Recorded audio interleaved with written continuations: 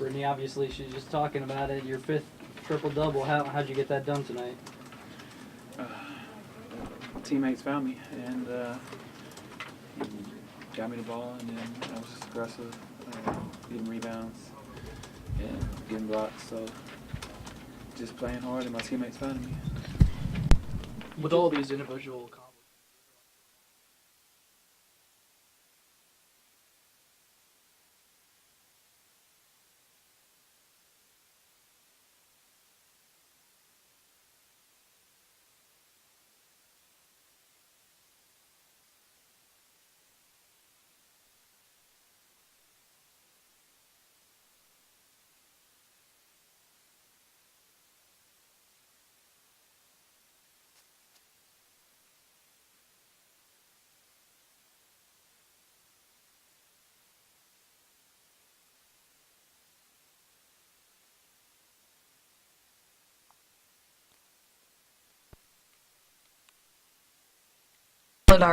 our team the last 3 or 4 years since this senior group has been at Baylor.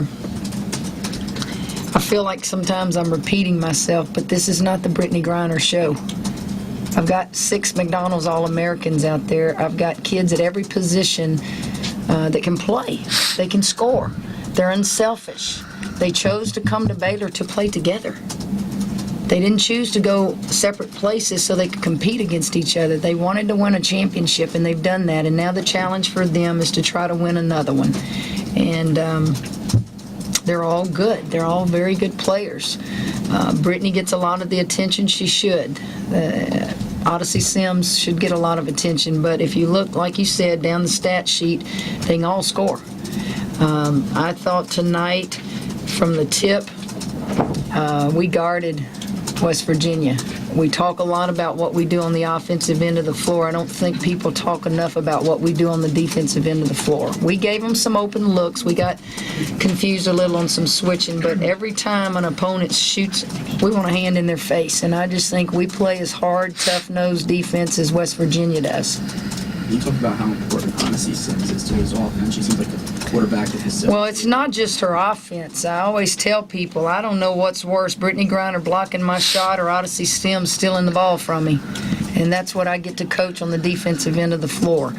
And when you're an All-American, everybody talks about that offensive end of the floor. But to watch 2 All-American kids take great pride in what they do defensively, whether it's blocking shots, steals, it's just fun for a coach.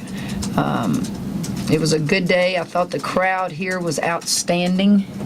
That crowd needs to be out here for every game, not just when Baylor comes to town, because that's good. That's healthy for West Virginia. That's healthy for the Big 12. That's healthy for our sport. And we love that. We had fans come to the hotel before we left. They found out we were staying there. That's neat. We love that kind of stuff. It's good for our game. we have players like Hayden and Williams. Hayden getting 4 steals and Williams getting 7 rebounds. How much does that mean other players are stepping up like that? Well, what you have to look at is Brooklyn Pope and Destiny Williams are 2 McDonald's All-Americans that came to Baylor together, and they share the minutes. And when you look at their stats and you combine them, that's a tough team to try to play against, because both of them do things well. Nene Hayden was not with us until today. She left at 4 o'clock this morning. Her great-grandmother died, and she flew and got to the team hotel about 2:30. And for her to come out there and grind it out and contribute and help her team probably tells you the sense of urgency of a senior. She wanted to be with her family, but she didn't want to be away from her team either. Brittney, you're the first player here at the Coliseum, men or women's, to record a triple-double. There's been some great players that play on this court. Can you just talk about something like that? Well, I mean, I didn't know until now.